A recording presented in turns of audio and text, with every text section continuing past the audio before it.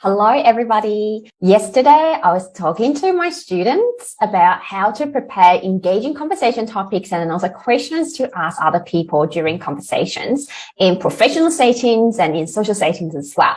And one of my students asked me this $1,000,000 question. She was like, how do you remember all these speaking structures and phrases and questions that you're teaching us? Like, how on earth do you remember everything? And I look at her and I said, well, I really wish there was some like magic bullets, but the answer to the question is actually very simple.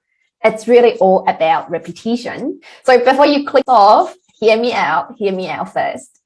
You can't expect yourself to hear the word once or twice and remember how to use this for the rest of your life. That's just not possible. It does require like constant exposure to the same words in a variety of different contexts in order for your brain to remember the specific word or phrase or question or speaking structure.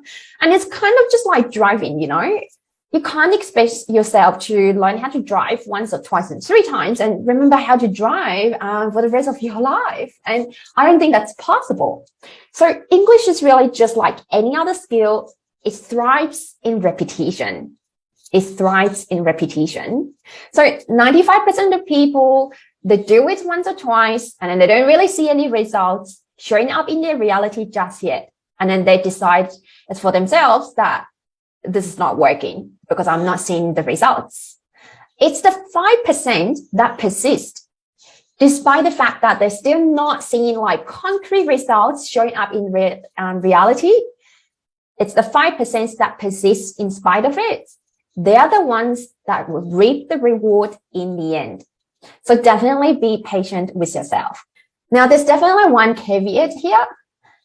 You also got to know what's worth repeating and what's not. So you don't waste your time practicing things that are actually not going to get you anywhere.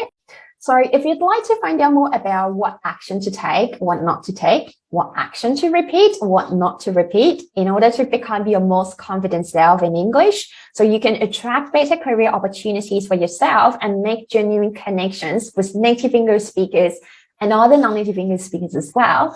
If that's what you want for yourself, then come and join me at my upcoming virtual workshop, Connect and Thrive Without Perfect English, where I'll be breaking this down to let you know what exactly it is to focus on, what intelligent actions to repeat in order for you to become your most confident self when connecting with others in English. So register today before it's too late. I'll pop the link in the comments below as well. And have an amazing day, and I'll see you at the workshop. Bye.